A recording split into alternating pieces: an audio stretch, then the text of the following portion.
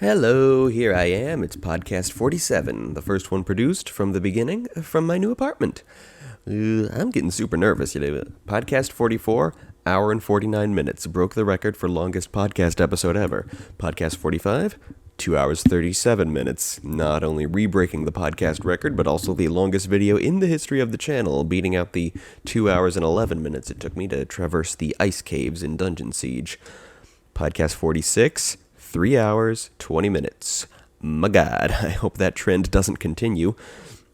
Even if I am apparently so much more of a windbag now than I was before the hiatus, I guess it's because I'm talking about Disney Renaissance stuff. It's very interesting stuff, and, hopefully I won't have quite as much to say later on. Not much to talk about introduction-wise. With Christmas and New Year going on, I haven't had a chance to set up any meetings for the making of stuff. Pretty soon, though, and, well, hey, ultimately, I hope I don't have too much to talk about until Season 2 of the podcast begins. Bring back a segment about actually making stuff. I'm also armed today, as I record, with a glass of Gollum juice. It's the concoction of lemon, ginger, and honey that Andy Serkis invented on the set of The Lord of the Rings to keep his throat healthy while he did his Gollum voice all day. I started making it myself when I started acting in plays, and as I've been mentioning for the past 3 or 4 episodes when the podcast started getting ridiculously long, I probably need it. My voice starts going out when I'm doing these things, so, Hopefully my voice, stops getting all cracked and fried later on in every episode, and hopefully that won't happen anymore while I've got my juice. Circus has never given out his recipe, but there are variations online. The glass I've got right now, it's probably not the best batch I've ever prepared. Turns out I don't own any pots. That's an oversight, so I mixed it in a Tupperware and microwaved it, plus didn't want to go through too much honey, so it's pretty much just hot lemon juice with some spice in it. Guess I'll be putting some more honey and a pot on next week's shopping list so I can make the stuff properly. Also measuring spoons, don't want to overload myself on anything. So, hopping right on into that Keys and Kingdoms segment, we're at 1996. This week we'll be talking at 2 of the smaller films released that year. They're on the obscure side, but they're both childhood obsessions of mine, interestingly enough. Before we begin, I alluded to something last week I'd like to dig into a bit more while you're here. For a long time, Keys and Kingdoms was synonymous with the world of Cosmos. Until it wasn't. You see, more recently, I've been working under the assumption that K&K as a franchise and game system would also encompass other worlds, like crystals and other things.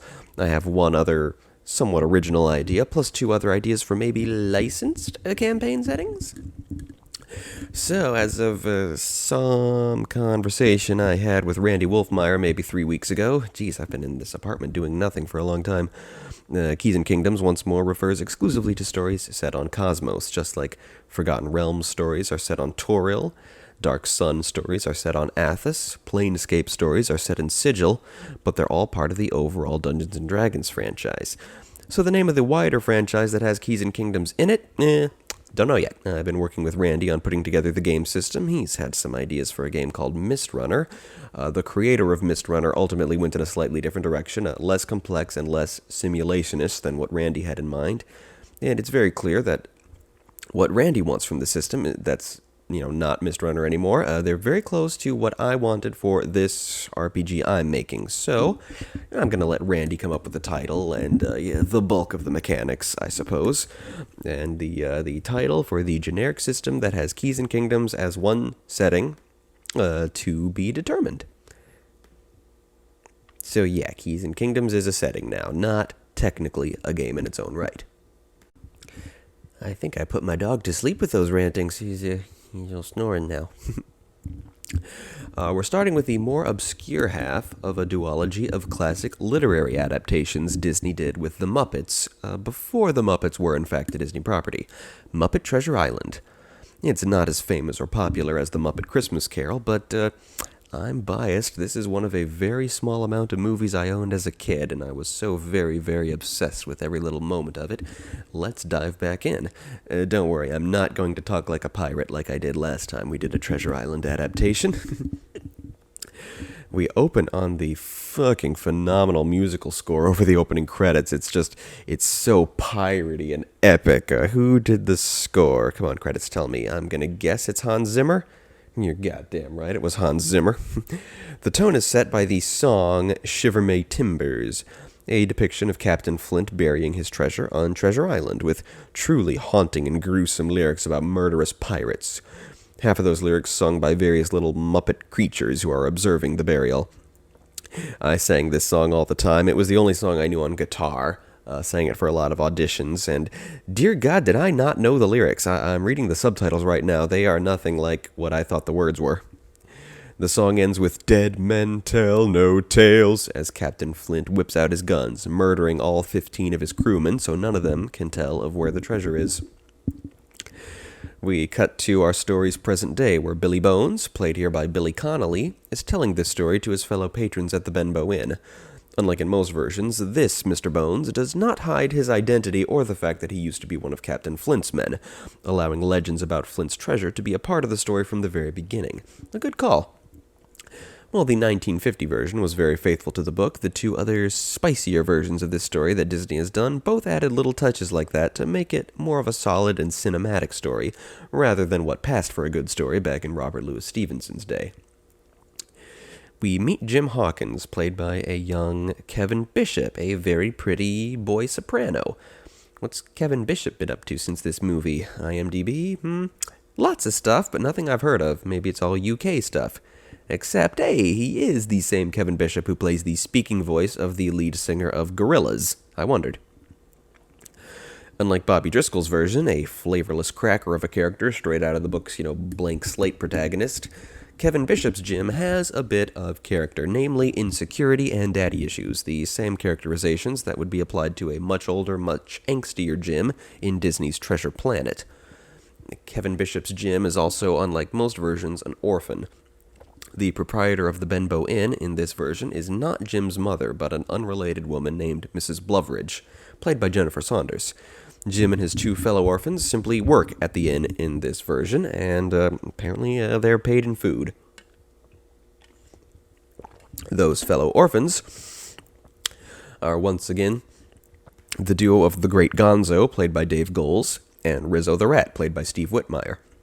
The two of them were never a duo before The Muppet Christmas Carol, but ever since that film exposed their amazing chemistry, they've been inseparable. At least until Whitmire got axed. Apparently they haven't found someone who can replace him as Rizzo. Heck, in the days when Jim Henson was still alive, Rizzo was barely a character at all. He was just there to give Whitmire, the new guy, something to do. So, Rizzo, being a double act with Gonzo was a very inspired move. They proved such a great act that initially they were intended to be the stars of this film, playing the lead as two different characters named Jim and Hawkins. It was decided, though, that the audience would connect better if Jim was played by a real human child, but in the bargain, this version of Jim gets two sidekicks. So there's some classic Muppet gags throughout. Mrs. Blovridge closes up and tells the guests that tomorrow's special is roast suckling two pigs glare at her, and she concludes, potatoes, roast suckling potatoes. And a potato glares at her. Which reminds me of the podlings from Henson's own The Dark Crystal, who were meant to be superficially potato-like. Maybe I can combine the podlings with D&D's Vegapygmies to create a new potato-like creature, much like I've been planning to combine a number of vulture-like creatures from D&D together to create an analog to The Dark Crystal's Skeksis. And there's another running gag about Mrs. Blovridge being able to hear conversations taking place very far away from her and heckling them, leading people to wonder, how does she do that? Jim longs for a life of adventure, not just being an indentured servant. So he's a character with actual motivation this time, guided by stories of his father's adventures at sea and the one keepsake he has from him, a compass. There's also some subtle undercurrents where Gonzo and Rizzo consider themselves to be Jim's family, but Jim doesn't see them that way due to, I guess, racism, leading him to latch onto human father figures like Billy Bones and later Long John Silver. Not exactly willing to consider himself the brother of a rat and a whatever. Yeah, that kind of just occurred to me that that's a motif running through quite a bit of this particular story. I never noticed it before because it never really gets resolved. There doesn't seem to be a moment where Jim does acknowledge Gonzo and Rizzo as his family. One evening after closing time, Captain Bones is in asking for rum when, as in most versions, he's visited by his old crewmate Blind Pew. Here, a blue-skinned reptilian creature played by Jerry Nelson. Being a Muppet production, this version is loaded with a lot more blind jokes than old Pew's visit usually is, including one about how he prefers to be called visually challenged. That is very much a late 90s joke, kind of making fun of political correctness a bit when it was first dawning, because, well, it's true. Some bits of early political correctness were erasing problems that were never really there, When's the last time you heard of a blind person who took offense at the word blind? Even the term African American, it's a lot of syllables, and no one actually takes offense at being identified as black, to my knowledge. It's just, make sure you capitalize black now. That's a new thing that you gotta do. Works for me. Now that we're a few decades into it, the silly parts of political correctness have very much died down, I should think. If someone corrects your terminology now in the 2020s, they fucking mean it. You're using hurtful language, so shut up. Jim tries to help conceal Billy's presence from Pew, but Pew tracks Billy down and gives him the black spot. Exactly what it sounds like, a black circle drawn on a piece of paper. And if a fellow pirate hands it to you, it means you're marked for death, so prepare yourself. I think that's one of those things about pirates that Stevenson just made up for the book, right up there with, burying treasure. Why would you do that? You can't spend your treasure if it's hidden away somewhere.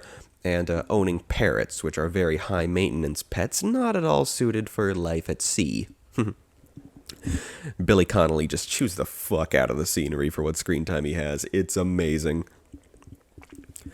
Billy confesses to Jim that the map to Flint's treasure has been in his possession all along, and he passes it along to Jim before apparently expiring of a heart attack. Connolly calls it one of his proudest moments, being the only person ever to die on screen in a Muppet movie. Soon, the rest of Flint's crew arrive to kill Billy and find the map, so Jim, Gonzo, and Rizzo prepare to hide and defend themselves. The assault is led by Black Dog, who, this being a Muppet production, is an actual black dog. A rather scary one at that, and he's played by Kevin Clash. Ah, nice. Remember back in Christmas Carol, where I talked about how, after the deaths of Jim Henson and Richard Hunt, that film's Muppet cast had to be filled out by just 4 guys: Dave Goelz, Steve Whitmire, Jerry Nelson, and Frank Oz. Well, in this movie, they've brought in 2 other guys to lighten the load. Kevin Clash, who doesn't often work within the Muppets franchise, but is a beloved staple of other Jim Henson works, best known for his high-pitched cutesy voice with which he plays Elmo on Sesame Street and the baby in the ABC sitcom Dinosaurs. Ooh, has Dinosaurs hit Disney Plus? No, I can't find it. I thought it was on its way, so I heard. I want to finish it. I wasn't quite done watching Dinosaurs when they removed it from Netflix a couple years ago. And the other guy is Bill Beretta. This is his first major Muppet production, and he's a big deal in the Muppet world now. Not only does he now play quite a few characters that used to be played by Jim Henson, he also gets associate producer and creative consultant credit on a lot of Muppet stuff these days. Jim, Gonzo, and Rizzo sneak out the back with the map as Mrs. Blovridge single-handedly fights off the pirates, assuring the boys she'll be all right as she stands in the inn's flaming wreckage. And that's the end of Billy Connolly and Jennifer Saunders being in this film. Our second and third billed actors are only in the first 18 minutes into this, surprisingly long film. Note about Gollum juice, it's not very thirst-quenching, so make sure you also have water on hand when you're drinking Gollum juice to keep yourself hydrated, but not cold water, because cold water constricts your vocal cords. Yeah. So the 3 boys, so in this version, they're on their own and getting to Bristol and chartering a ship because while Dr. Livesey is in this movie, he's not introduced until after Squire Trelawney is. How about that? So it's these 3 lads who knock on the door of the Trelawney Shipbuilders Company, hoping the promise of treasure might entice the Trelawneys into chartering the voyage. The butler who answers the door is played by Jerry Nelson. It's a nice little in-person cameo. I like it when the Muppeteers do that. And he explains that the owner of the company is away on safari right now, but his half-witted son is available. Said son is Squire Trelawney, played here by Fozzie Bear, who played again by Frank Oz. Though by this stage in his career, Frank Oz was far too important to be on set doing his own puppeteering. No, sir, he just did the voice later, which is, hey, what most people think he does anyway. Naturally, casting Fozzie as Trelawney means that this version of Trelawney is a complete weirdo, even more so than usual for Fozzie, as they added an element to the character that was so weird that even Frank Oz couldn't quite wrap his head around it. Namely, Trelawney believes that there's a tiny man named Mr. Bimbo living inside his index finger, and regularly consults the finger for sage advice. That is pretty weird.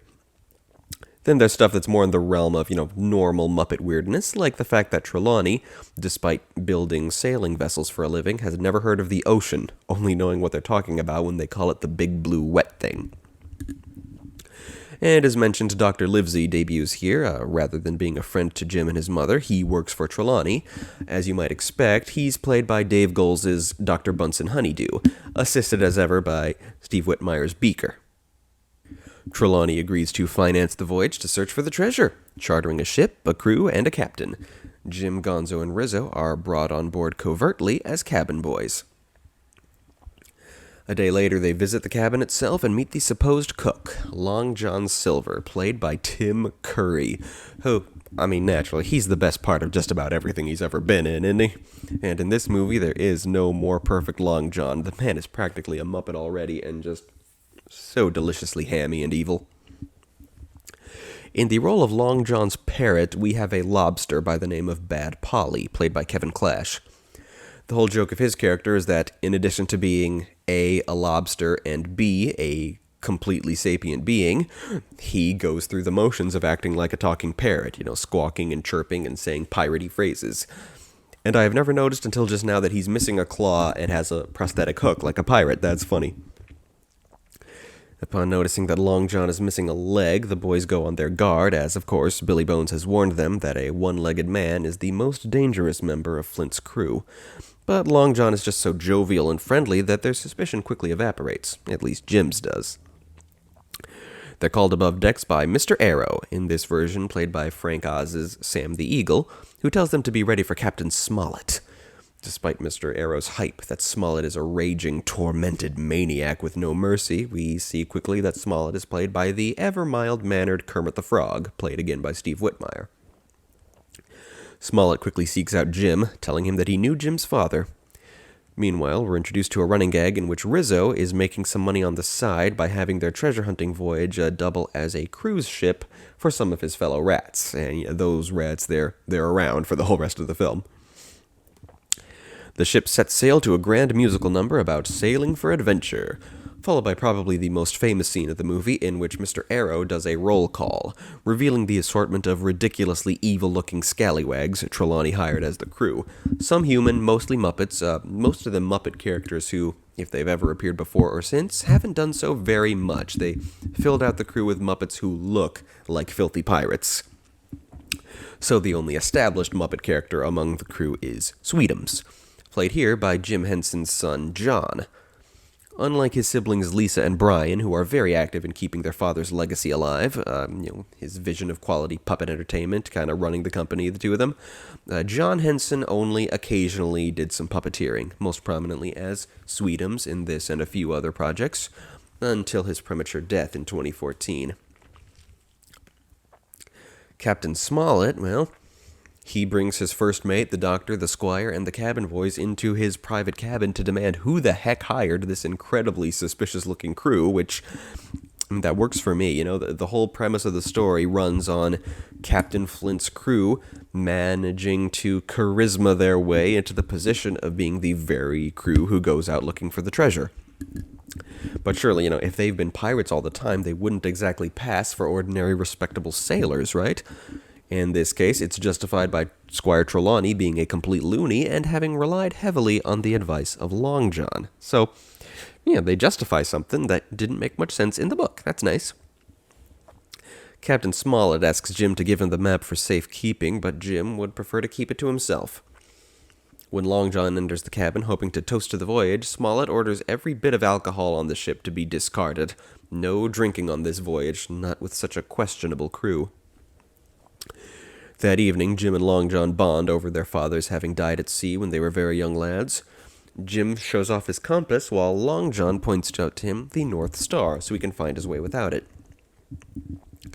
Long John also pries a bit about the nature of the voyage and if Jim knows what they're sailing for, but Jim doesn't give, and Long John plays it off as a joke, which Jim heartily enjoys. So they make it about halfway across the Atlantic, heading for the Caribbean, where the treasure is buried. When we return to the ship, Gonzo and Rizzo have not seen Jim in a while, and the pair of them get themselves kidnapped by Bad Polly and his two friends. Clueless Morgan, a dim-witted goat played by Bill Beretta, and Mad Monty, played by Jerry Nelson, who seems to be some kind of seaweed man. This terrible trio try to torture the map's whereabouts out of Rizzo and Gonzo. Gonzo being Gonzo, he enjoys being put on the rack, and Mr. Arrow manages to interrupt them before they can start burning Rizzo with a hot poker. The three villains are confined to the brig, and Captain Smollett seeks a private audience with Jim. Jim is still unwilling to part with the map, so Smollett orders him to hand it over. Jim does so, and they lock it away in the captain's desk. I really like this script, I guess as a kid, it kind of, taught me nuance. A very influential film to me when I was just a little guy. A week or so later, the crew are starting to go a bit stir-crazy, as they haven't had good enough breezes and currents to actually get to where they're going. A regular problem with wind-powered sailing ships, I'm sure. This is just an excuse for an incredibly trippy and random musical number about suffering cabin fever, which ends as soon as it began when the breeze picks up again. The events of the song aren't mentioned again, except very briefly in the next scene when Clueless wonders if he hallucinated the whole thing. Classic big-lipped alligator moment, to borrow the terminology of what Bob Show calls a once awesome channel. He's right, he and I seem to agree that there's no need to pretend they were always a bunch of hacks. They're very influential on the way internet videos work these days. The world had to go through them to get to where it is now. Meanwhile, in the brig, Jim is serving bread and water to the three prisoners, and Long John expresses fake regret for having hired the trio in the first place. Jim accidentally lets slip that he did have the treasure map, as well as where it is now. The following evening, they're sailing through some fog. There's a fun gag where the helmsman is imitating a foghorn as they sail. And Long John enacts his scheme to get rid of Mr. Arrow. I forget how that went in the 1950 version, something about getting Mr. Arrow drunk so he actually falls overboard. Faithful to the book, I assume. In this version, Long John instead recalls a time when he was allegedly sailing through fog and lost half his crew in leaky lifeboats, getting Mr. Arrow paranoid about the Hispaniolas lifeboats.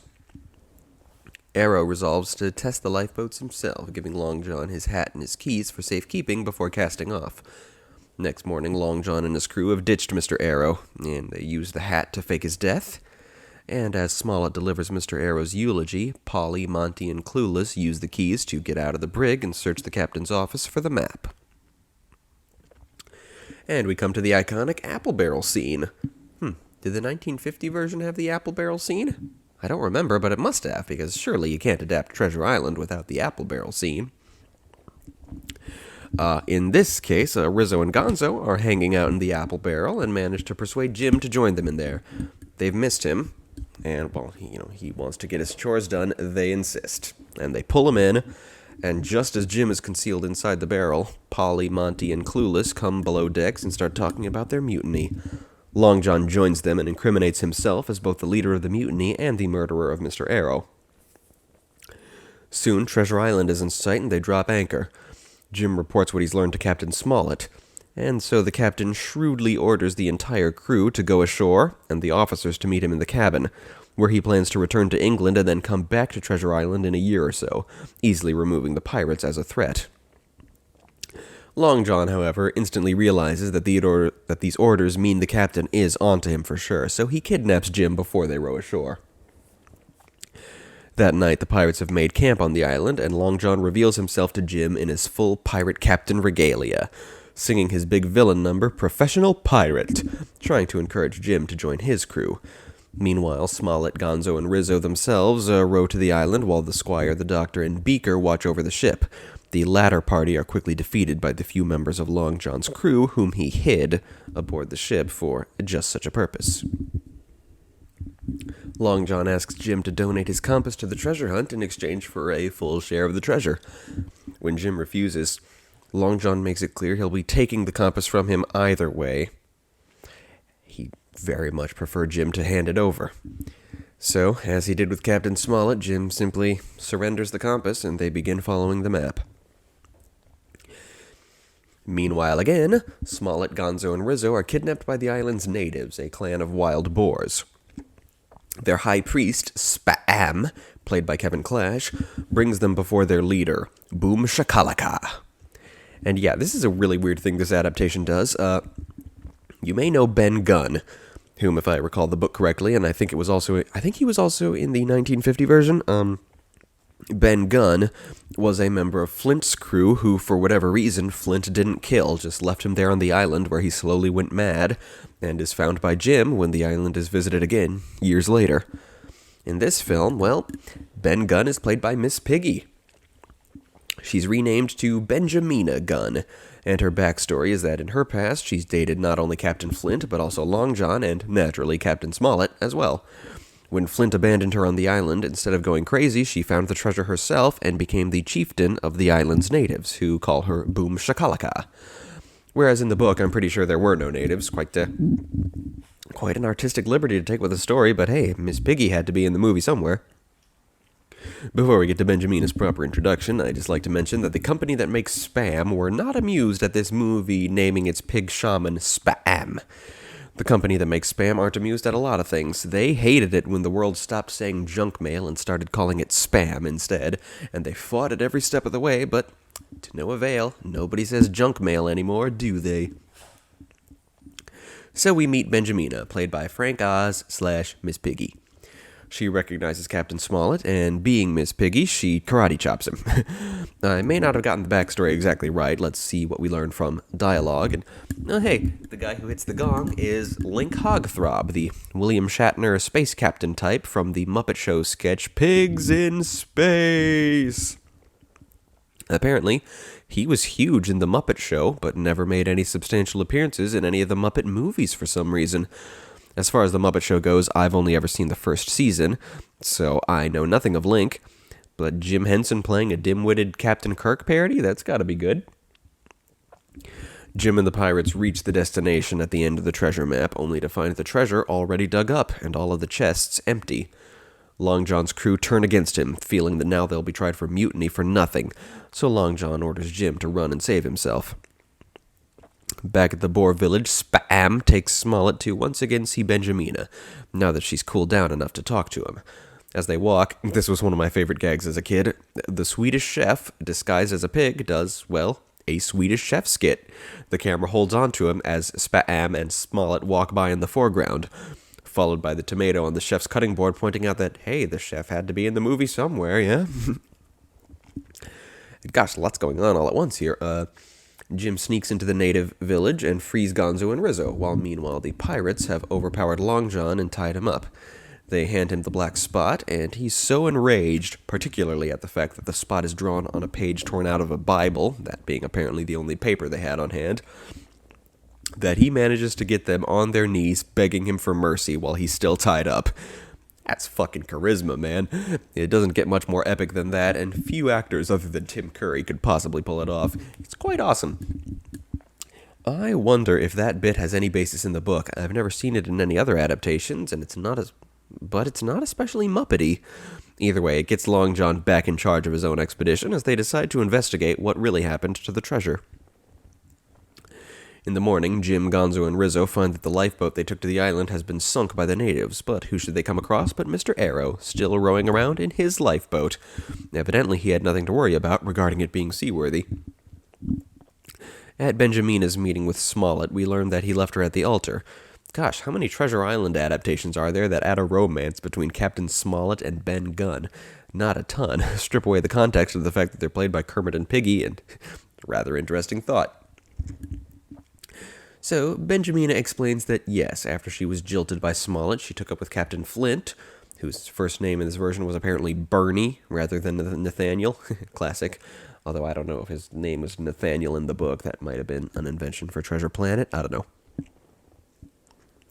And yes, indeed, Flint marooned her on the island, just as he did to the original Ben. Long John and his crew come upon Smollett and Benjamina, dialogue implying that Benjamina did indeed shack up with Long John at some point between Smollett and Flint, demanding the location of the treasure. Benjamina's tribe moves to defend them, but at the sight of Long John's gun, the entire tribe flees. Benjamina first bluffs that Captain Flint never had any treasure, but Long John quickly spots the necklace made of Spanish doubloons that she's wearing. Mr. Arrow brings Jim, Gonzo, and Rizzo back to the ship. How did they manage that? Hard to be stealthy while approaching a ship on the open ocean. And they free the Squire, the Doctor, and Beaker. They frighten off the pirates still aboard the ship by playing on their superstition. Mr. Arrow pretends to be his own ghost, and the bad guys all jump overboard so our heroes can bring the ship itself to the island. The pirates still on the island, meanwhile, hang Smollett upside down over the ocean to get Benjamina to talk. She gives them directions to her palace, and they hang her up alongside Smollett, attached only to ropes held over an open fire, so the ropes might burn and snap at any moment. And while hanging here, they sing the film's sappy Oscar bait love duet.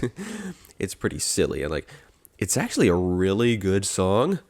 While they sing it, we see the pirates finding and enjoying the treasure, while the rope burns, and I don't know what the heck kind of mood they're going for here. Benjamina's rope snaps, and Smollett catches and hangs on to her until his rope breaks too, but they're saved by the Hispaniola, specifically by Statler and Waldorf, who have been playing the Hispaniola's figurehead. Guess I didn't mention that. As they say, they might as well save the pig and the frog. It was too late to save the movie. Oh-ho-ho-ho-ho!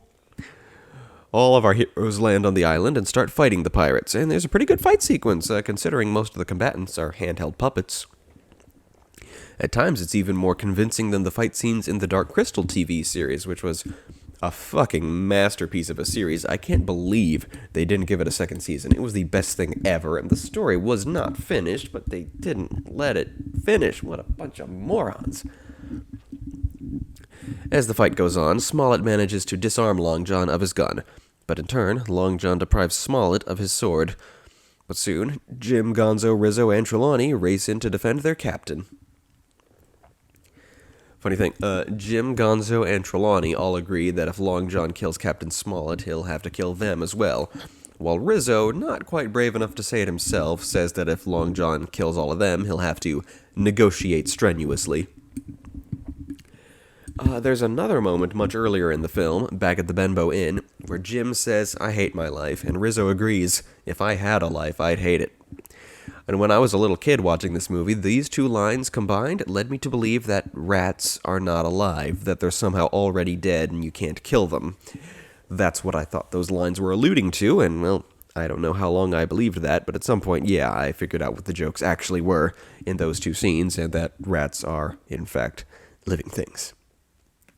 Long John finds himself outnumbered, so he surrenders to Jim. I guess this moment of unity is meant to be the conclusion to Jim's arc about knowing who his family is. The following night, back aboard the Hispaniola, well, turns out Long John still has the keys. So he breaks himself out of the brig, leaving his crew behind, and hops on a lifeboat with 2 chests piled with Flint's treasure. Jim catches him and there's a standoff. Jim is ready to blow the whistle to alert the rest of the ship, while Long John, in turn, has his pistol aimed straight at the boy.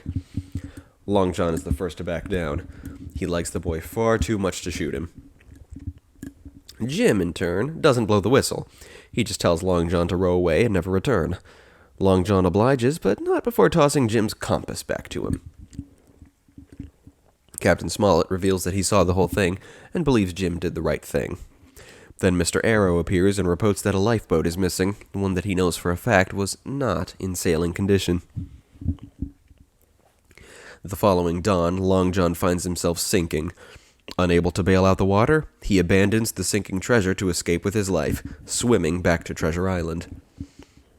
Captain Smollett asks Jim where he'd like to go, and he and his 2 friends decide to set sail for unknown adventures. Kevin Bishop dances like a dork, and the film ends. The credits roll over a very interesting single shot, an aquatic scene in which real ocean fish swim around.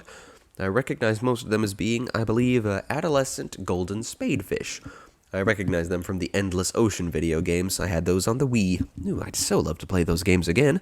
Put them up here on the channel, get 100% completion this time.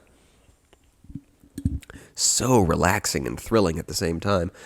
There are also other fish swimming around. You can briefly glimpse a very small pufferfish, some kind of angelfish, and a few others, but the golden spadefish are the only ones willing to stay on camera for very long. We also see the Muppet rats, who are on Rizzo's cruise, diving to retrieve the treasure chests that Silver lost.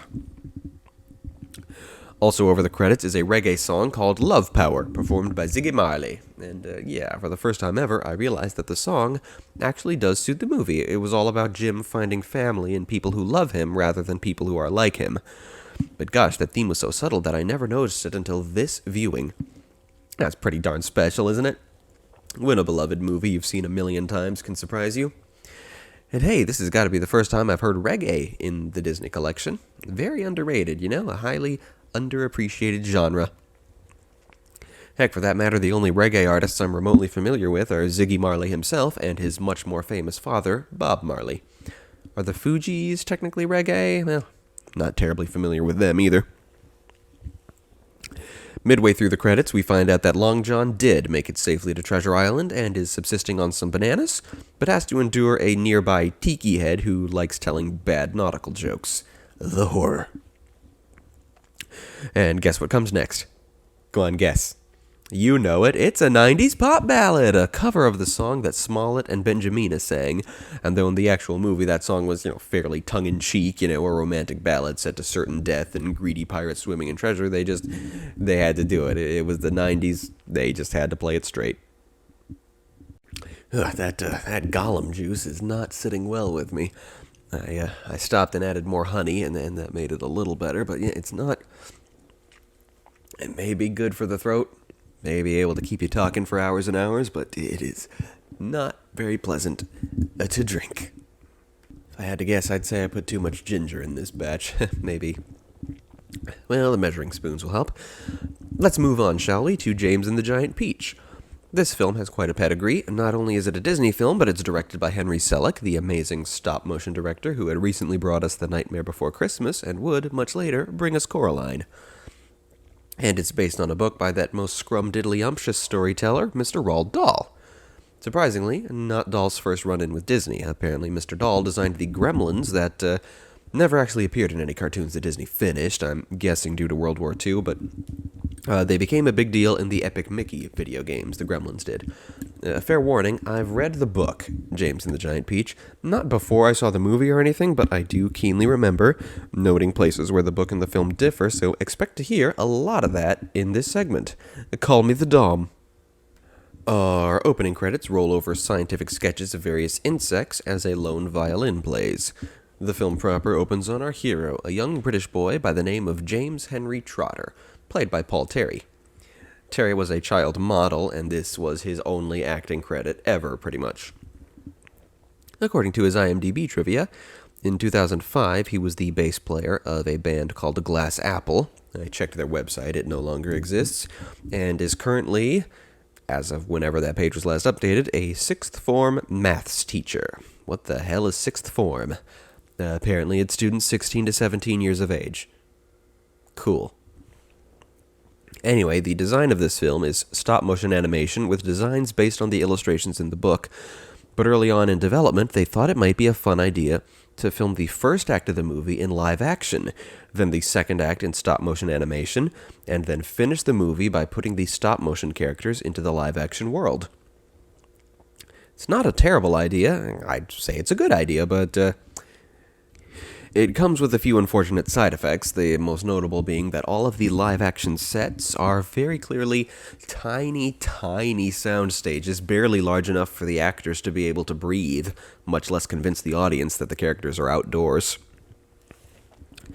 James lives an idyllic life in a cottage by the sea with his mother and father, on his, counting candles, 7th birthday. Okay, I remember James is 4 in the prologue of the book, and then 7 for the rest of it.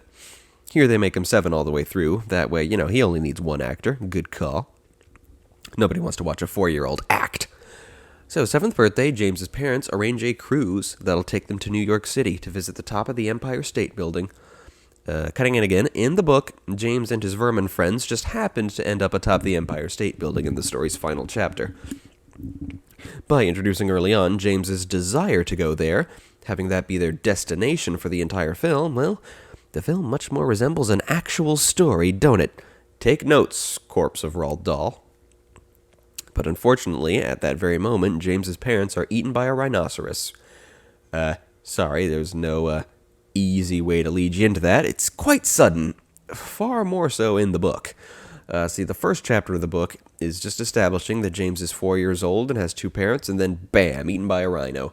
The birthday candle and the planned trip to New York are film additions. They're dead 2 minutes and 25 seconds into the film, but that's way more breathing room than they got in the book. Also in the book, well, by all appearances, the rhinoceros is just that, a rhinoceros. It's escaped from a zoo, and for some reason it doesn't just rampage, trample, and gore people, it also eats people. And then that's it. It's out of the story every bit as much as James's parents are. I guess Dahl wanted this story about a poor abused child to somehow be even more surreal than his usual work on the subject. As to the way the film approaches this plot point, well, it's very hard to say whether it's less surreal than the book or more so. In the film, the rhinoceros is a creature of legend, an ethereal being of smoke and lightning, something which haunts James's nightmares on a regular basis and is implied to be a manifestation of his fears, even though he expresses absolutely no fear of anything before it turns up, and for the most part, he doesn't seem to be afraid of much of anything apart from this demon rhino, so it doesn't quite work. Which brings us to the film's present-day timeline, in which James lives with the Dursleys. Excuse me, I mean the typical Roald Dahl, child-hating, abusive guardians who clearly inspired the Dursleys. It's rather bizarre, you know? I don't talk about Harry Potter so much these days. J.K. Rowling is obviously cancelled, but the books still certainly left their mark on the world, and it's just an observation of mine that, it took me until I was a bit older to notice, but, when the Dursleys are on screen, Harry Potter reads so much like a Roald Dahl book. It's quite bizarre, and since they're in a very sizable portion of the first book, you don't quite notice that they don't fit the tone of the rest of the story. But then upon returning to them at the beginning of every book, it's quite surreal, so, mad props, I guess, to a certain writer who doesn't matter anymore. James's evil guardians are his two aunts. No explanation as to what their relation is to James or to each other, and their names are Spiker and Sponge, names I guess meant to evoke their physiques. Spiker, played by Joanna Lumley, is skeletally thin with a very pointy face, while Sponge, played by Miriam Margolyes, is fat and squishy. In typical evil foster parent style, they make James do nothing but work every minute of every day, mostly in the yard of their rickety old house atop a barren rocky hill where nothing grows. Whenever he gets a moment to himself, James looks morosely at the only bit of memorabilia he has from his parents, the brochure his dad gave him for their New York vacation. But on the day depicted here in the film, Spiker and Sponge catch him reading it over and rip it to pieces. For dinner, James is fed the gross rotting heads of the fish Spiker and Sponge are eating. He manages to steal a bag of potato chips. Perhaps I should say crisps, British, Eating his crisps up in his room, he spots a little friend in the window, a spider with black and white stripes. He tells it about his life in the film's first musical number, My Name is James. Randy Newman does the songs and score for the film, and I pretty well summed up my thoughts on Randy Newman last week, those being basically something about the Toy Story franchise elevates Randy Newman to an actually tolerable level. When he's working on anything else besides Toy Story, fuck him. The lyrics to My Name is James are pretty much awful, but the lyrics aren't important. It's an atmospheric scene in which James's new spider friend watches, while James whips out what few possessions he has, a box of crayons and the special birthday candle on his last cake. He had 6 regular candles and then this one really special one, a candle shaped like a little boy riding a giant grasshopper. Using the crayons, James draws on the inside of the crisp package a scene of himself finally flying to New York City as he dreams. He folds the crisp package into a paper balloon, places the candle inside, and sets the balloon flying off into the distance, all that remains of James's worldly possessions flying off into the night where he can never go. James bids his spider friend goodnight, but unfortunately, the next morning, James is awakened to find Spiker and Sponge screaming about the presence of the spider. James does his best to save the spider's life and bring it to the bottom of the hill where it can make a run for it. And there at the bottom of the hill, James meets a strange man wearing a tattered uniform covered in all sorts of strange buttons. This man is played by Pete Postlethwaite, who up until this point has been narrating the film. The man's outfit, as far as I can recall, is accurate to what's described in the book, and in neither the book nor the film is anything about this man ever explained. Not why he's so knowledgeable in the ways of magic, nor why he seeks to use his magical resources to assist James. The man presents James with his balloon, the homemade balloon bag he made the previous night. Inside the balloon are a few hundred tiny green objects, glowing crystals that clearly have a life of their own. In both the book and the film, the man makes it clear that there's more magic inside that bag than in the rest of the world combined. And he explains how they're made. 1,000 crocodile tongues, boiled in the skull of a witch for 20 days before adding the fingers of a monkey, the gizzard of a pig, the beak of a parrot, and 3 spoons of sugar. From there, you stir the concoction for a week and, in the man's words, let the moon do the rest. That's just one of the best things Dahl ever wrote right there. So surreal, so magical. I dig it. In the book, the man explains that James needs to put the crystals in a jug of water and then drink the whole thing as fast as he can. Based on what happens to things that consume the crystals, I'm going to say this would have turned James into a giant, so that wouldn't exactly solve all his problems. It's probably for the best that Book James drops them. In the film, well, it seems that James is fated to drop them, because all the man tells him about the crystals is that if James accepts the gift, marvelous things will happen. He will never be miserable again, and he will eventually find his way to New York City if he believes in his heart that he can take the next step. James takes the bag, and the man vanishes in a burst of smoke and wind. As James heads back to the house, he trips, and the tiny green crystals scatter in all directions, every single one of them burrowing into the ground. Spiker and Sponge come outside to beat him, but decide it's too early. And soon they discover that the green crystals have already worked their magic, right there in the soil. The old peach tree on their property, seemingly dead for years, all of a sudden has a big, ripe, juicy peach on it. As they watch, the peach keeps getting bigger, not stopping until it's about 30 feet across, though exactly how big it is fluctuates pretty wildly over the course of the film. It's about as big or small as the film needs it to be. So, Spiker and Sponge start a business, building a fence around the peach and making people pay to come have a look. At the end of the day, James, all dressed up because he was hoping to play with some of the visiting children, is sent out to clean up the garbage from the day's business. As he cleans, James finds a single one of the green crystals still hopping around, and he chases after it. He loses it near the peach, and he just can't stop himself. It's been far too long since he had any semblance of fresh food. So he tears a chunk out of the peach with his bare hands and takes a big, juicy bite of it. The remaining crystal sneaks into the chunk of peach as James eats it, and from the bit James tore out, a tunnel is formed. Curious, James enters the tunnel and crawls into the heart of the peach. I could never. My God, I hate sticky things so very, very much. I freak out enough handling a normal peach. You could not threaten my life enough to get me to crawl inside a tunnel made of pure peach flesh. I would take death, I swear to God. As James crawls, the crystal's magic takes effect on him. Obviously, this didn't happen in the book. The crystal is merely an excuse for James to be animated for the bulk of the movie. In stop-motion animated form, James is completely identical to how he looks in the illustrations of the book. Now, when you think of illustrations in Roald Dahl books, you're probably imagining the crude sketches colored with watercolor paints done by Quentin Blake, quite iconic to Dahl's books. And while I have seen a version of James and the Giant Peach illustrated by Blake, the version I owned was illustrated by some other guy, and it's clearly that guy's work that very much inspired the look of the film.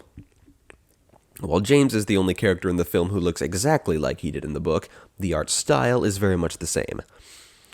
And as for the rest of the main cast, well, that'll be the Vermin. 6 ordinary garden bugs who consumed some of the green crystals, turning them into human-sized, civilized people who have banded together and made their home deep in the pit of the peach. Let's just talk about all 6 right now before they're even introduced. First, always must be mentioned first, is the Centipede, played by Richard Dreyfuss with the singing voice of Jeff Bennett. This may very well be the first Jeff Bennett role I ever fell in love with. When I was younger, I didn't realize it wasn't Dreyfuss singing, but I adored the way Centipede sings. In both the book and the film, the Centipede is loud and obnoxious and simply has to have the spotlight at all times. In the book, he's also very snooty about his appearance, obsessed with the many pairs of fancy boots he wears. Whereas in the film, they made the Centipede a native New Yorker. No explanation for how an ordinary centipede got from New York to rural England, but it allows the Centipede to take the lead and share James's goal of reaching New York. Also in the book, the Centipede is much, much larger than the other characters on account of having swallowed 3 crystals instead of just 1. Then there's the Old Green Grasshopper, played by Simon Callow. In the book, he's never called anything else. Every single time he's referenced, he is the Old Green Grasshopper, never just the Grasshopper. My mom suggested maybe that was to make him sound Asian, I don't know. And in the book, that's it as far as his personality. He's just an old person. In the film, they instead make him cultured. He likes elevated conversations and high art, and he plays an actual violin instead of rubbing his legs or wings together. I forget which one grasshoppers do. Maybe both. Either way, I'm sure Dahl got it right. Each of the bugs gives James plenty of information about their species and their life, which I'm sure is accurate. These educational lectures are obviously cut from the film. Up next is the Earthworm, played by David Thewlis. Yay, Professor Lupin! The Earthworm is easily the closest to being like his book counterpart. Both versions are extremely pessimistic and contrary and have an especially vitriolic relationship with the Centipede. Film Earthworm wears the exact same clothes that the book version did, though in the film he has a more worm-like face rather than the human face he has in the book. And basically the only major difference in personality is that book Earthworm is constantly reminding everybody that he's blind, a fact that's only implied rather than ever said outright about film Earthworm.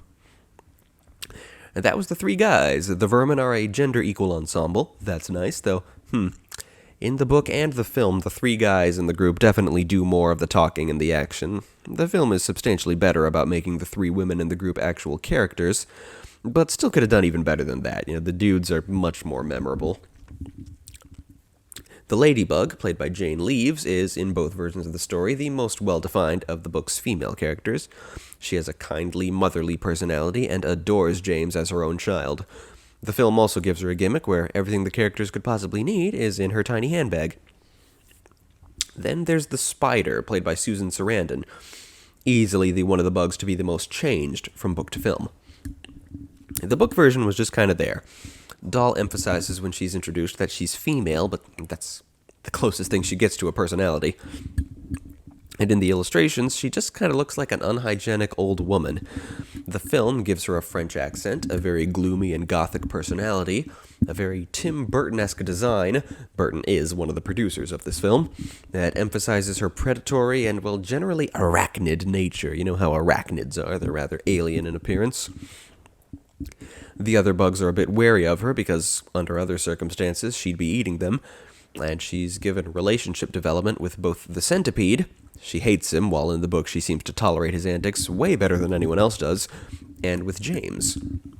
As you may have guessed, the film actually introduces the Spider before she's mutated by the crystals, there in James's window. She's grateful for the kindness he showed her that night, and he, when he realizes they've met before, is grateful for that one night he had someone to talk to. And finally, we have the Glowworm, who, like Aunt Sponge, is played by Miriam Margolyes.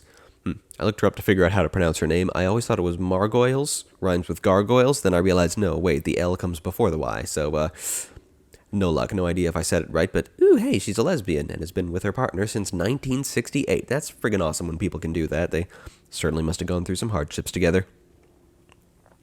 Anyway, the Glowworm. Like the Spider, very much a non-character in the book. She's just there. They explain that glowworms are actually female fireflies, and she's the reason there's illumination inside the heart of the peach. But that's about it. The film gives her the personality of a hard-of-hearing, senile old lady, so that's something, but she stays out of most of the action, a trait borrowed from the book's 7th bug.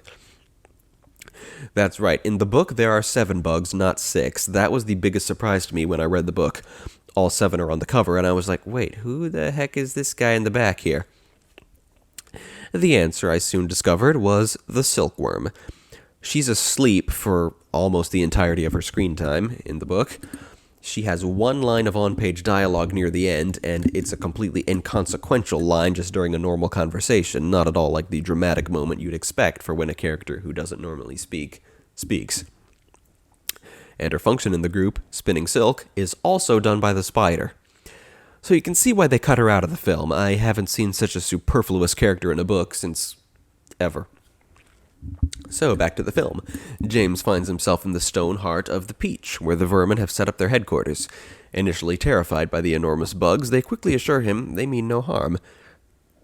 That, like him, they want to escape from Spiker and Sponge, who are even less fond of bugs than most people. They invite James to join them in their escape, but he's too afraid. He thinks the demon rhinoceros from the sky will get him, a valid concern, and he just doesn't remember what it's like to enjoy himself. He's not sure if he wants to go back to that. The bugs perk him up by singing "That's the Life for Me," a song performed in 4 different musical styles, as the centipede, spider, ladybug, and grasshopper all sing about what kind of life they're searching for. As a song, it's elegant in its simplicity. Randy Newman's strengths, such as they are, do shine in this particular number. Now, the film is a musical, obviously, but what may surprise you is that the book is also a musical. Indeed, it shares a rare and exclusive club with The Lord of the Rings, as far as being a book that has way more songs in it than the movie adaptation does. There are 4 musical numbers in the film. While in the book, there's one every few pages, most of them sung by the centipede. Indeed, there's even a scene where the spider requests a few songs, and he obliges her. 2 of the songs from the book made it into the film. I'm pretty sure the book's first song is sung by Spiker and Sponge as they boast about their own good looks and put down the other. The first verse of that song is spoken as a weirdly rhyming conversation the 2 of them have early in the film. And the song in which the centipede pontificates on all these strange and exotic foods he's eaten over the course of his life, that song is reproduced wholesale as one of the film's 4 musical numbers. The other 3 songs are original because, well, none of the songs in the book are really about a character's feelings or driving the story forward. The movie wouldn't be a very good story if it had to use the musical numbers from the book. And watching this song, take a moment, give major props to the animators for their work on the centipede. Animating a character with 6 pairs of arms must have been just awful, especially in stop motion.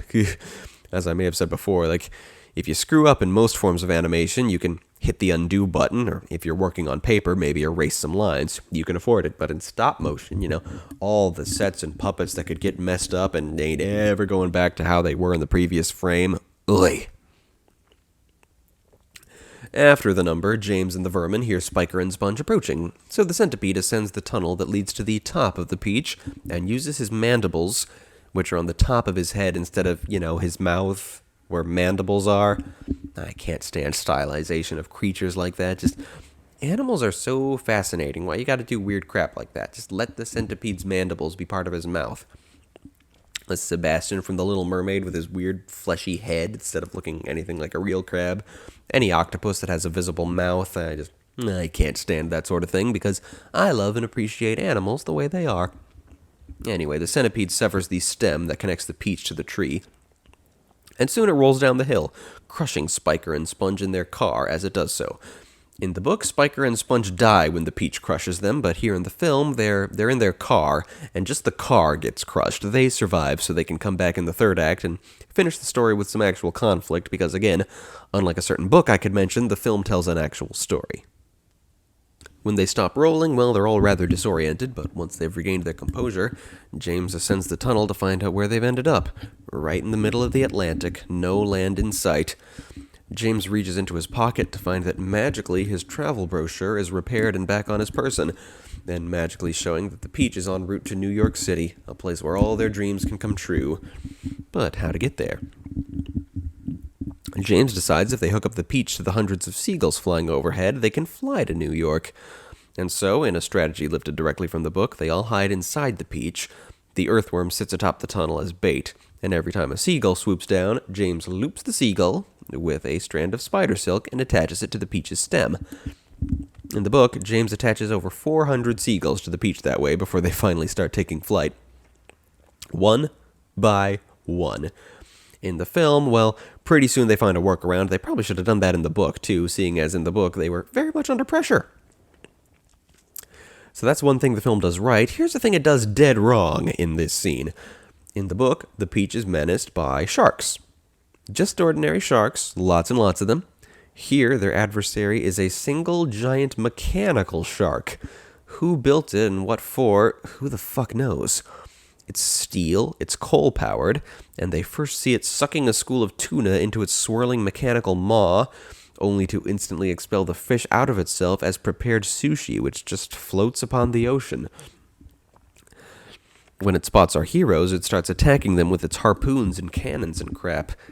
Do I need to tell you how stupid this is? Did nobody question this during production? Why didn't they just use sharks? Anyway, with the pressure mounting, they use Miss Spider's web as a net to ensnare the entire flock of seagulls. Flock of seagulls, whatever happened to them? With the seagulls ensnared, they then attach them to the loops, and the peach rises out of the water. The shark harpoons them, and when they send its own harpoon back at it, it explodes. So the peach is now held aloft by a few hundred seagulls. They set course for New York. Again, in the book, they just kind of wander around and just happen to cross the Atlantic and end up in New York, a location none of them had ever thought about before. So, much better this way.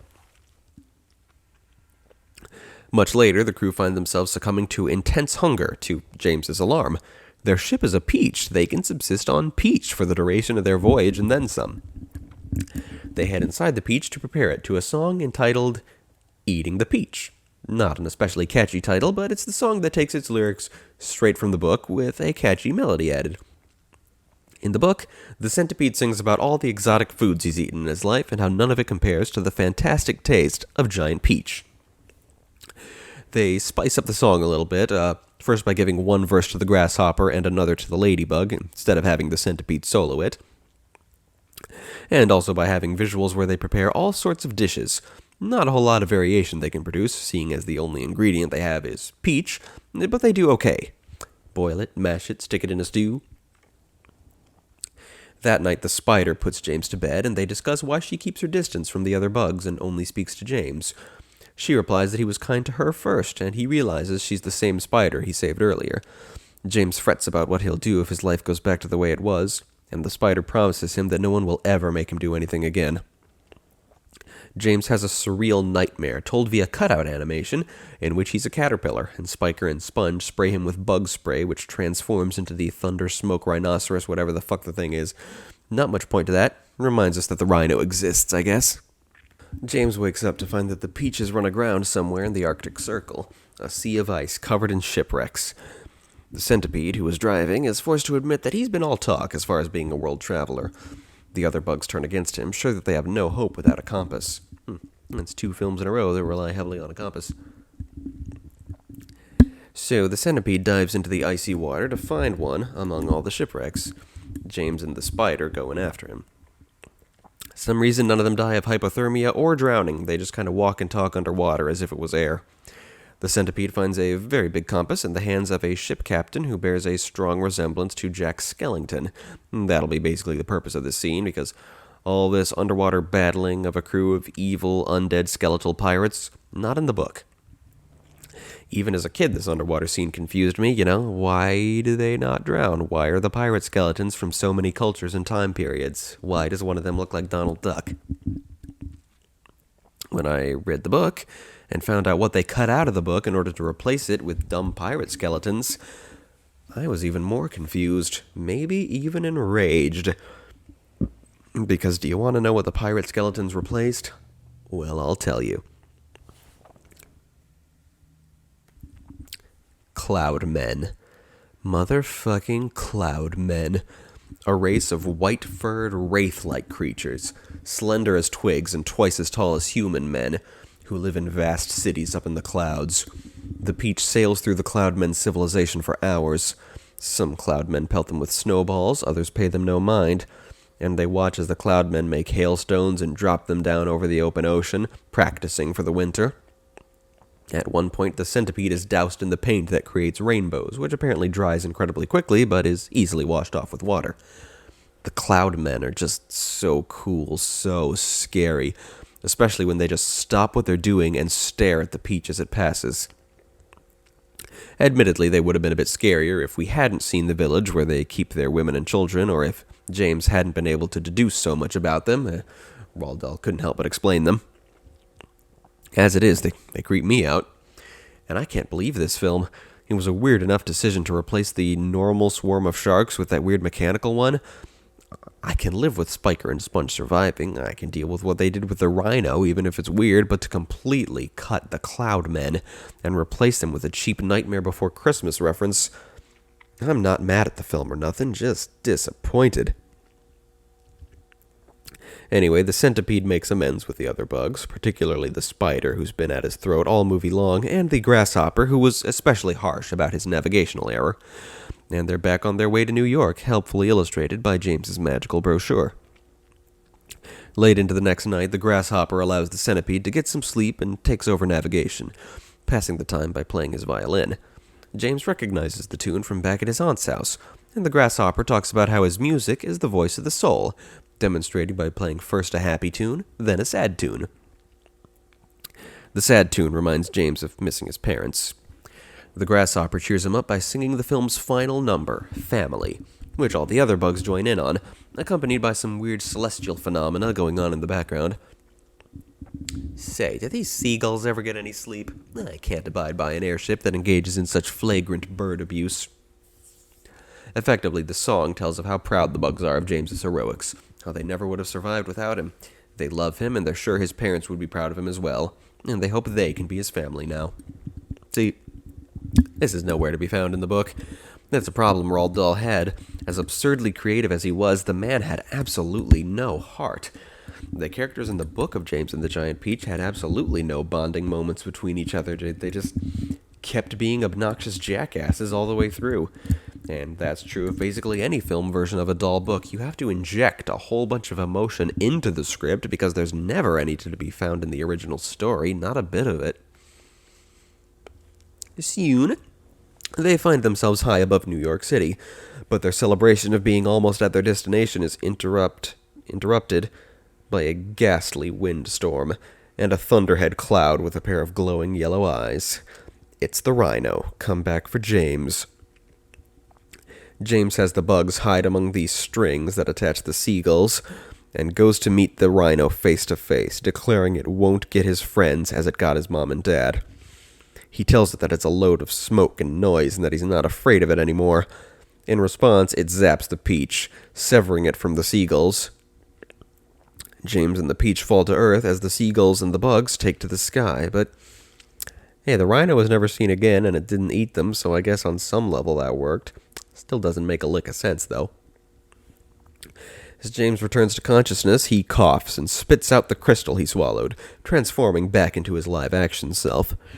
He peers off the edge of the peach and finds himself looking over New York City, but the Empire State Building is nowhere to be found. Little does he know, the peach has been skewered right atop the building's spire.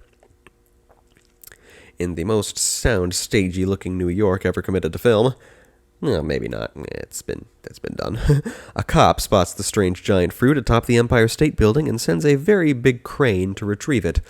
The man in the crane rescues James, and the peach is brought down to street level as a crowd of gawkers gather. The gathered crowd have a lot of questions for James, but he has only one question of his own. Has anyone seen any really big bugs? Spiker and Sponge show up, having apparently followed James across the Atlantic by driving their car along the bottom of the ocean. Just go with it. They present themselves to the officer as James's legal guardians, but the cop immediately takes note of James's fearful reaction and doesn't quite trust them. Good cop. The two aunties display the proof that they own the peach, and they have enough tact to pretend to be loving guardians in the presence of so many onlookers, but James has the courage to stand against them, to publicly call them out for everything they've ever done. A shadowy figure in the crowd calls out, "Let the boy speak!" I do believe that's Pete Postlethwaite. That's a nice touch, giving the mysterious man who gave James the magic a little bit more presence in the story. So James tells the story to the onlookers. How he flew the peach across the sea on a flock of seagulls with the help of his giant bug friends, and how he is not going back with Spiker and Sponge to be worked to death and starved and beaten. The aunts are so enraged that they steal a couple of axes from a nearby fire truck and go after him. But James is soon rescued by the 6 bugs, who wrap the 2 horrible old ladies up in spider silk. The incident with the axes and the sight of the giant bug serves as pretty convincing evidence for the cops, so he has Spiker and Sponge taken away. Also in this moment, they reveal that neither of the aunts has hair. They both wear wigs. Okay, sure, yeah, nice little masculine women are evil message, sure, why not? James introduces the gathered crowd to the bugs. Our 7 heroes become bona fide New York celebrities, and knowing the peach won't hold forever, they start serving it. Soon the peach is eaten, nothing left of it but its stone heart, and the narrator shows us that the pit is now James's house, set permanently in Central Park.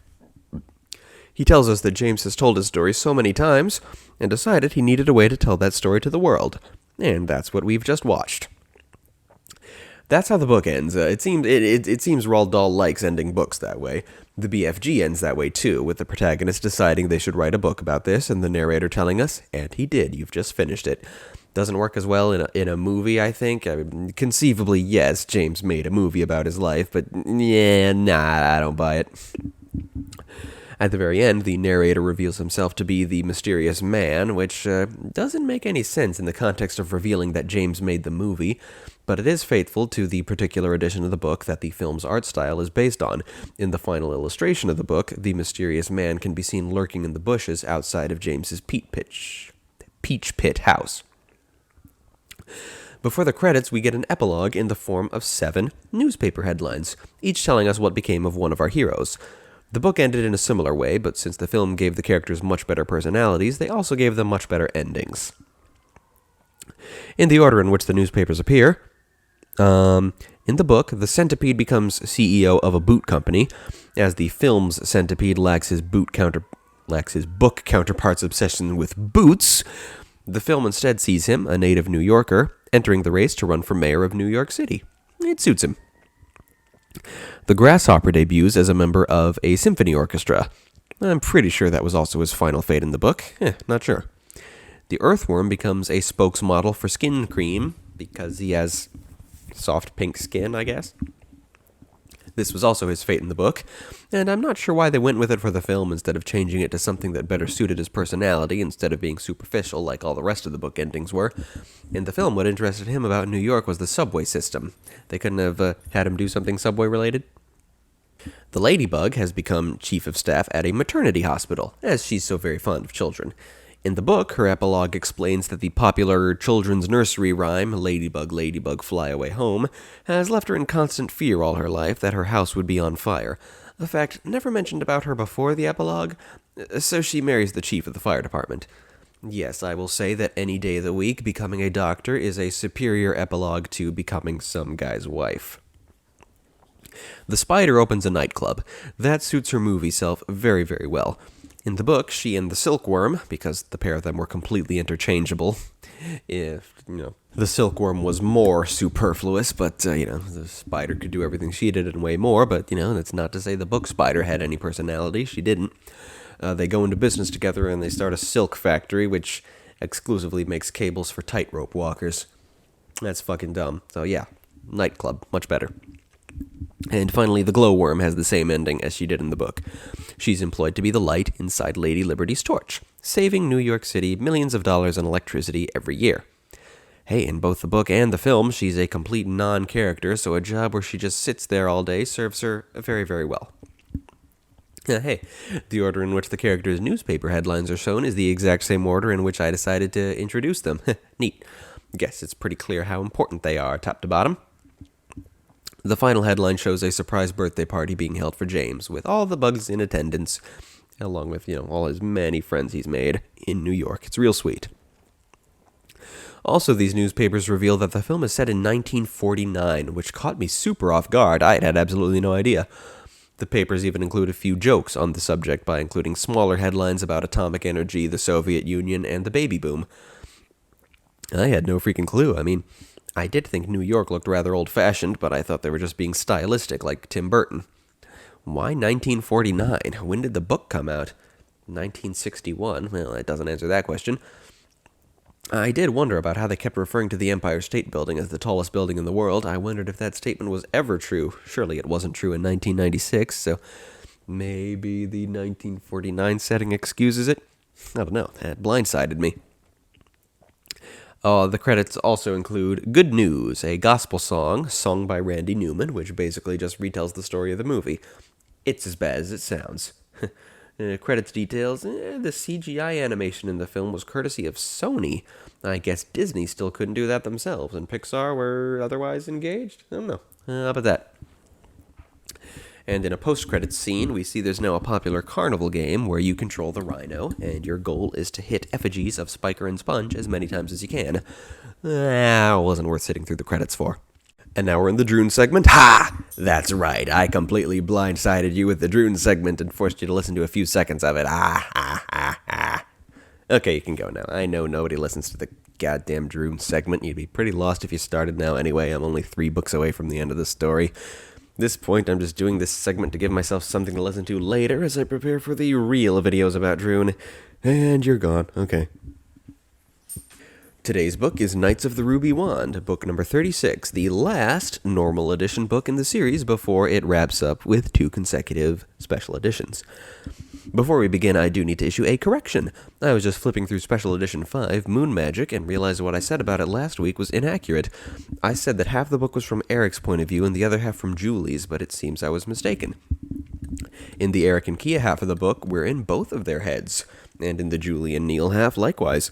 So it's still a limited perspective, but one from 2 characters at once, simultaneously. Quite unique. Book 36 here, as far as I can tell, it's from the perspective of nobody in particular. We don't seem to be in anybody's head. I'll let you know at the end if I find myself mistaken. Chapter 1, Hunting the Hunters. When last we left our heroes, in this case Julie, Neil, and Eric's parents rather than Eric himself, they were chasing the Kindu hunters back to the elementary school in the dead of night.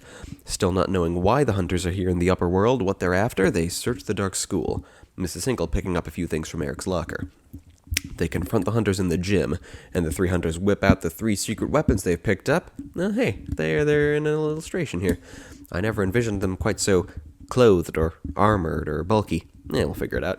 After a brief fight, the hunters scarper, having stolen Eric's lunch thermos from Mrs. Hinkle for some reason. They track the hunters to the school swimming pool where the trail ends. Seems they've disappeared via pool, just like Meredith can. But since no one present witnessed Meredith's ability to do so, they're a bit confused. So they don't make the connection. The enchanted soccer ball follows them there, signifying that they need to return to Droon. They can't have left Droon more than an hour ago. Must be a record. They return to Eric's house. The Hinkles doing some planning while the 2 kids head straight to Droon, ending up in the plains south of Lumpland as some sort of magical storm comes straight at them. Chapter 2, In the Dusky Morning. The storm is halted. It was put together by Khan and Batamogi, driving a vehicle of, I'm assuming, Ubja make, called a wind wagon. Hey, nice, I had forgotten that Khan and Batamogi actually got to, do shit here in the final story arc. It completely slipped my mind that they were here for more than a minor cameo. I've been ticked off about that for years. How delightful to learn that was all for nothing. The wind wagon is fleeing Zorfendorf Castle, which has been sacked by an army of Nins led by Lord Spar, who is circling overhead atop a black, winged pilka. Hey, it's Samirican. I always thought that Samirican's only appearance was very, very briefly in the final book, and I was like, hey, I want to see more of Spar's special nightmare pilka. Still want to see more of him, though. This ain't enough. Inside the wind wagon, Kia, Max, and Hob are still working on Eric's cure. They meet Anusa somewhere. Anusa reveals that the person Galen has been traveling with is not her, but an imposter. Anusa knows that only ancient magic could have fooled Galen so thoroughly, so she's gone back in time to learn of the existence of 3 objects whose present-day forms might free Galen from his enchantment. 3 weapons with which Galen defeated Ko's demons: the Tongue of Flame, the Silver Arrow, and the Ruby Wand. The first 2 aren't important right now, save the mention that the Knights of Silver Snow are searching for one, and Anusa herself for the other. So our heroes will be finding the Ruby Wand. It's recently turned up on the shores of a jungle near Dubesh, far to the south. Chapter 3, Beasts Everywhere. As they travel south, they see that Panjabar, too, has been overtaken by the beasts. Boy, I've sure forgotten a lot of stuff that happened in this book in particular. I'm not sure why. Flink approaches. And have I mentioned how inconsistent Flink's depiction is? Originally described as just a little ball of light, while the illustrations showed an actual little pixie thing. Flink's pronouns are usually she, but it takes a while to settle on that. And in earlier appearances, Flink can speak English, but in later ones, she speaks a jangly pixie language like Tinkerbell, which our viewpoint can't understand. Incredibly inconsistent. Anyway, Flink tells Kia to set course for Rivertangle to meet up with her parents. The lion-headed beasts are pulling siege towers along. The illustrator seems to think siege towers are just dragged along the earth. They have wheels, Royce. Wheels. Note to self, make a running gag out of roasting Royce in the vlog series. Royce isn't inferior to Tim or David, but last book I noticed after recording the podcast that Royce made a huge mistake, including Eric in a scene instead of Neil. And, I'm just thinking the vlog series needs way more jokes than this segment ever did.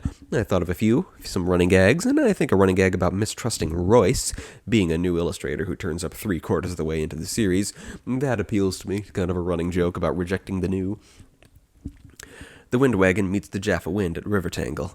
King Zello almost wishes the kids weren't going to Dubesh, but they need Galen. They need Galen real bad. The Skorth Navy are joining up with Gethwing's forces, and the Jaffa Wind must stand against them alone. The Windwagon continues on its way, and when they arrive in Dubesh, Kia, Neil, and Julie go off on their own. They watch the Skorth and their ghost ships approach the horns of Ko. Chapter 4, Sisters, Sisters. Someone comes clanging down the path, and our trio hides.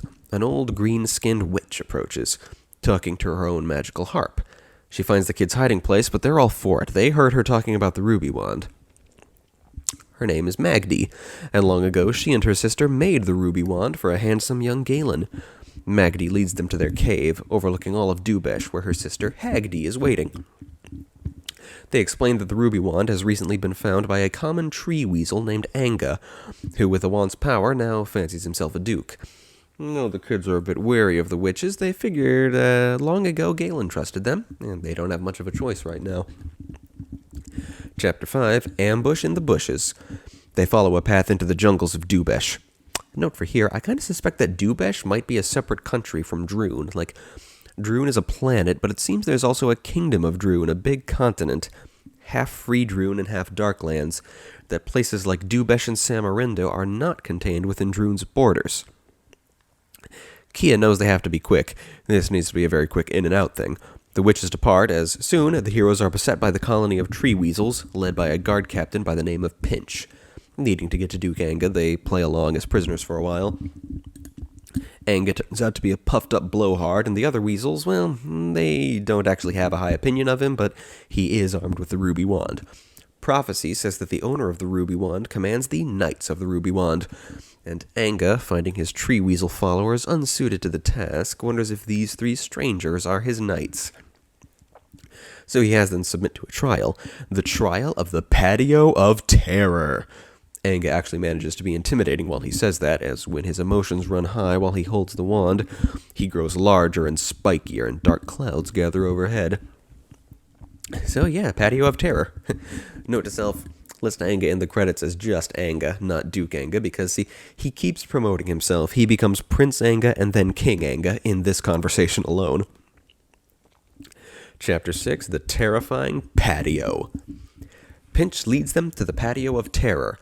See, it used to be a patio. Anga always wanted one. But over time, he's ordered more and more levels to it, and it's become so complex and maze-like that Anga decided that merely surviving navigating the patio is a sufficient trial for his knights. So they start navigating. Pretty big pitfall for their plan to get it done quickly, and they dare not fly because the tree weasels have bows trained on them and might consider it cheating. As they ascend the patio, bit by bit, they can see the Skorth approaching the Jaffa Wind. Neil decides that Kia has to be the one to escape, since he and Julie can change shape and create the illusion that there are 3 of them, at least for a while, a little bit of stalling. Kia covertly breaks out of the Patio of Terror, and she's been feeling overwhelmed about all the stuff she's had to deal with. She sees the Skorth ships being joined by more as they engage the Jaffa Wind in battle, but she's quickly recaptured by Pinch and his boys. Chapter 7, Kia's Plan of Plans. Gethwing, ungassed, riding on his back, passes overhead. Just a little cameo. Pinch laments how Jaffa City will soon fall. Kia realizes that Pinch is not her enemy, and begs for his help in overthrowing Anga.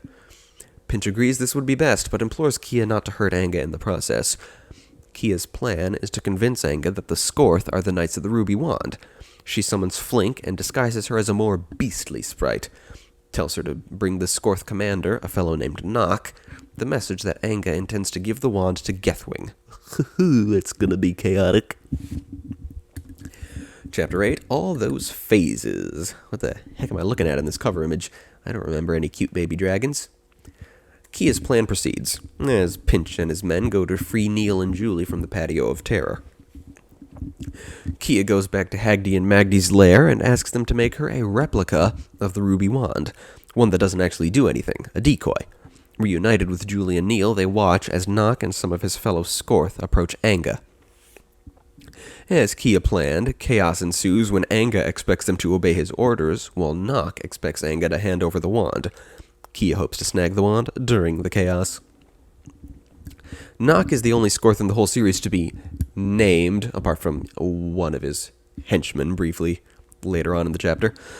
He's the only one to have any significant amount of dialogue. At the point I was genuinely shocked when he started speaking. I'd been under the impression that the Skorth couldn't speak. On later rereads, I realized, okay, they can. They can vocally exclaim some stuff in Book 7, and they have a tiny bit of dialogue in Book 28. I originally thought it was a pretty bad idea to have the one scene where the Skorth have any dialogue being a comedic scene, but giving it another read-through, Nock himself doesn't actually do anything funny. He's being the straight man to Anga. His attitude is just as terrifying as you'd expect from a Skorth, so it works out pretty well, combined with Anga's obliviousness. Chapter 9, Mayhem. If you're keeping track, that's 4 consecutive chapters with exclamation points in them. These chapters, they're very excited. So Nock and his guys have enough of Anga's silliness, and they go in for the kill. Anga, out of anger and fear, fires up the wand's scary weather manipulation abilities. Seeing that he's also facing Kia and her superpowered friends, Nock has a guy blow a horn to summon reinforcements. Dejected, Anga surrenders the wand to Kia. Rather than use her anger to keep the storms going, Kia calms herself and the weather with her. A full battalion of Skorth arrive at Anga's palace. Chapter 10, What Happened with the Wand. Kia wasn't prepared for a whole battalion, so she improvises. She hands Anga the wand, just asking him to hold it for a second, and Anga's fury and terror at the Skorth destroying his home flares up into a hurricane, sinking the Skorth fleet and driving the skeleton warriors away. While Anga celebrates his triumph, they swamp out the ruby wand with a fake one the sisters made, so Anga has one, and may or may not notice that it doesn't actually grant him powers. Anga grants the 3 kids the title of Knights of the Ruby Wand, and it turns out the wand actually does something. Hagdi and Magdi they couldn't resist. They didn't want to make a wand that does nothing, so it summons baby dragons. The wind wagon appears on a cliff top, and Max calls out that they've completed the cure that will bring back Eric. Kia and her friends prepare for their next move. So, POV-wise, at first I was thinking maybe it was a Julie and Neil book, sharing their POV in the same style as in Moon Magic, but then once they join up with Kia, most of the book is told by Kia, and when she escapes the Patio of Terror, the book follows her, instead of Julie and Neil, so I guess it's mostly a Kia book that just in the first 2 chapters or so starts out as a Julie and Neil book. Fair enough. Kind of like how Crown of Wizards was mostly a Kia book with a few, with a bit of unguessed perspective. Guest stars, not many of these left to do. As far as Hagdi and Magdi, well, even though they're twins, I wanted 2 actresses for some reason or another. First, I thought about voice actresses I hadn't really used in the series yet. We were getting near the end. I was running out of people I'd always dreamed of working with. I decided to go with Lorraine Newman to be Hagdi. And then how about Magdi? Well, my thought process went like this. Lorraine Newman, before she was a voice actress, was original cast on Saturday Night Live. What's another classic comedy variety show that debuted in the 70s? The Muppet Show.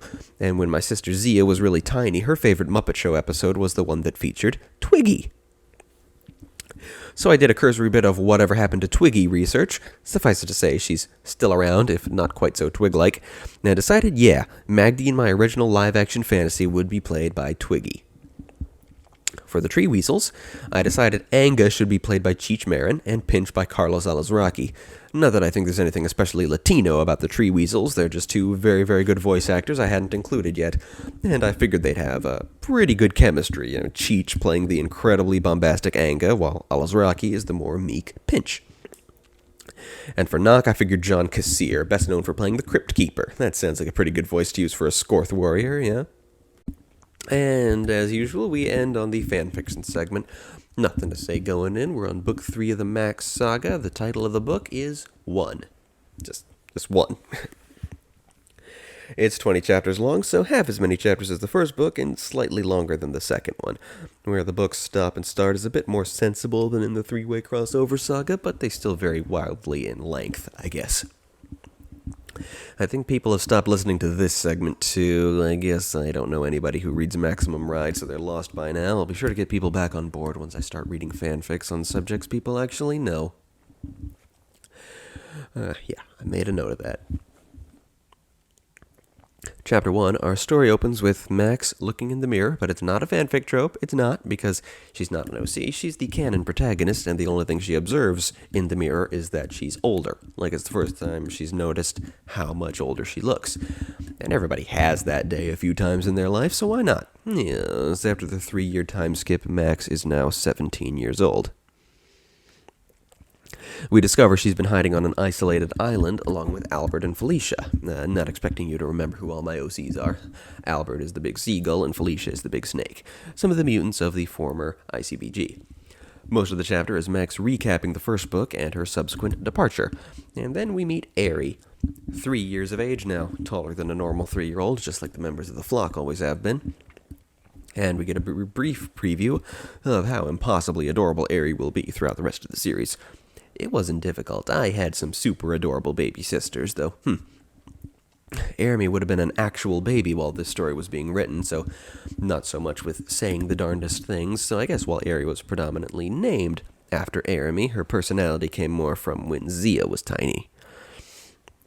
Chapter 2, so we start slowly with an ordinary day on this island, just hanging around and eating. Where did they get bacon, eggs, and toast? I couldn't have come up with ways they sustained themselves with what they could grow on the island. How do they power their radio? Anyway, on that radio, Jewel warns the world that he's coming. They worry briefly that Jewel knows where they are, but conclude, solely because I'm the author and I know they're right, that this broadcast has spread, well, everywhere. Albert tells Max something he's kept secret from her for a long time, that they've remained in touch with Danny, who's filled them in on the existence of the spider virus. And he tells Max the details that after destroying as much of mankind's works as possible, Jewel is going to unleash the virus, killing all of humanity except for the 100 people he's immunized. Max is shocked and realizes it's time for her to return to the world. She's taking Aerie with her. She's going to find Fang, and she hopes she can make the world a place Albert and Felicia would be willing to visit in the end. She tells Albert and Felicia that she loves them, something they've been trying to get her to say for years, and departs with Aerie strapped to her chest. Chapter 3, as Max flies off, the voice speaks to her. She's shocked as she hasn't heard the voice since last time she saw the flock, so basically she sees this as a good omen. As Max flies out over the ocean, she doesn't know where she's going, so the voice tells her to seek out the advice of a friend, because she's never going to hear the voice again. Max scarcely believes it, but she thinks of what the voice has said.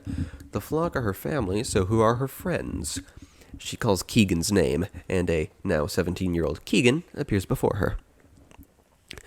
Max and Keegan catch up, and Keegan explains that she's fully learned where she came from. Basically, the theories from the end of the previous book were basically correct, that she is, in a sense, one of the enhanced children who briefly appeared in the real Maximum Ride books, designed to have superhuman brains that could solve any problem they were confronted with, even as babies. Keegan, by pure weird and improbable genetic chance, was born with a brain that could rival the enhanced children, and so when they enhanced her, as they had the others, she became omnipotent. Yeah, I'm going to go with that story. Still doesn't work in the Maximum Ride universe, but I think something like it can work just fine in the Iris universe, where there is magic as well as bioengineering. Max asks Keegan for a very special request. Max wants to know where to go so she can find Fang. She doesn't want to know precisely what she'll find when she gets there, she just wants to know where to go. So Keegan imparts those directions into Max's mind, and they part ways, affirming that they are best friends. Chapter 4, as Max flies, Eri asks if she can fly. Max says probably, but asks Eri not to try until her daddy is there to see it. Eri asks about her daddy, and Max explains Fang as well as you can explain anything to a 3-year-old. Someone down below lassos Max around the ankle, and she's captured. Chapter 5, Max awakens in a cage and is quickly approached by Jewel, flanked as ever by Keegan and Bridget. There's an understated funny moment where Jewel is smoking a cigar and goes, "Oh my god." Little reference to a monologue from the movie Tommy Boy. Can't forget that.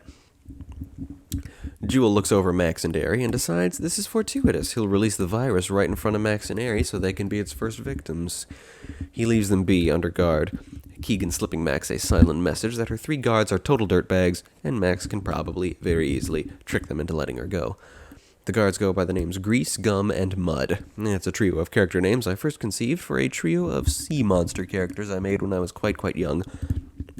More recently, they're characters I hope to use in a series of Let's Play videos. That's for the future. We'll figure it out. Anyway, Grease, Gum, and Mud stick with Jewel because he pays them good.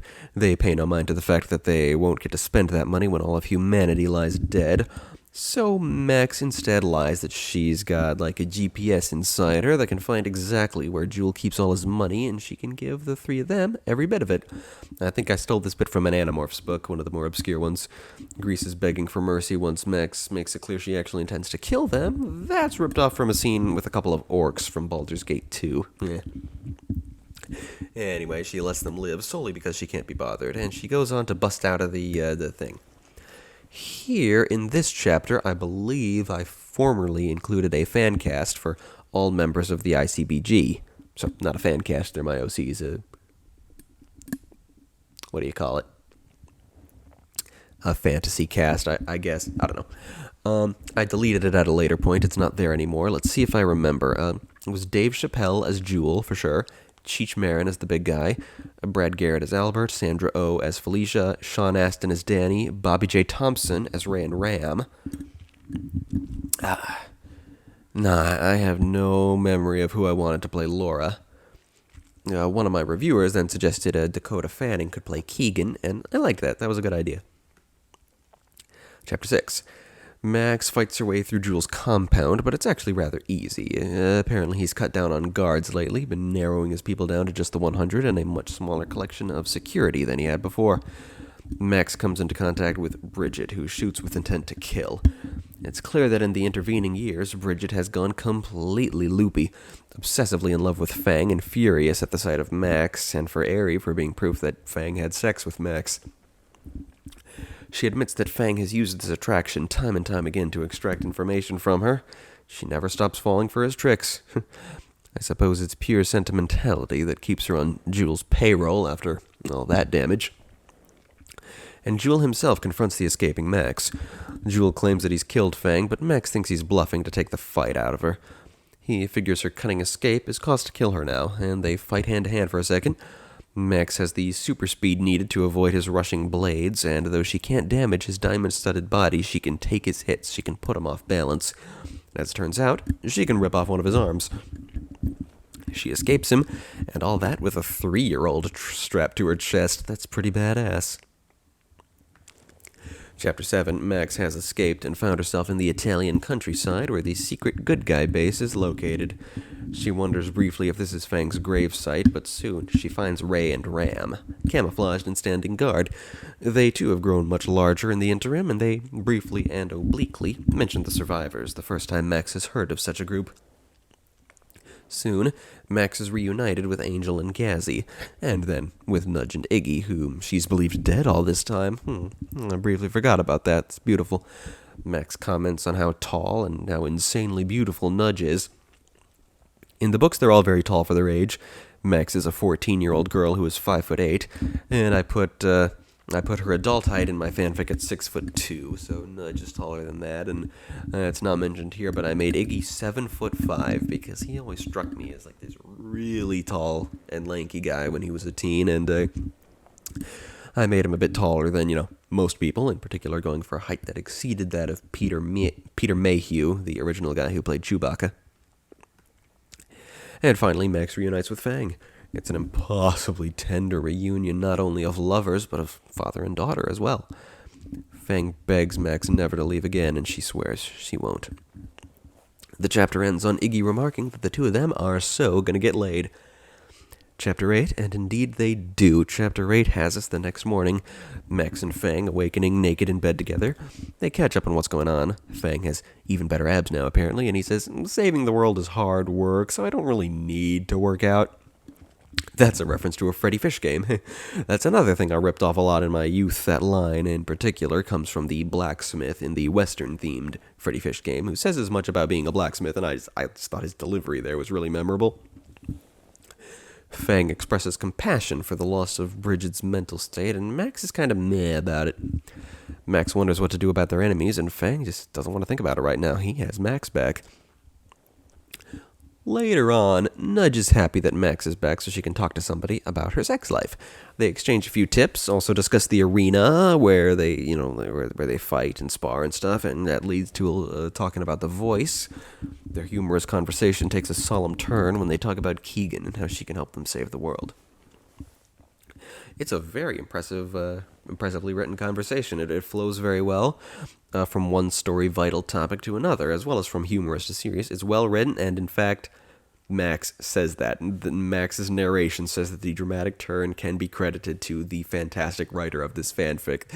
That is a really good joke, and I remember now that the readers actually liked it. Gosh, I wonder if I can reuse that joke anywhere. Chapter 9. For the first time in this book, we break away from Max's POV.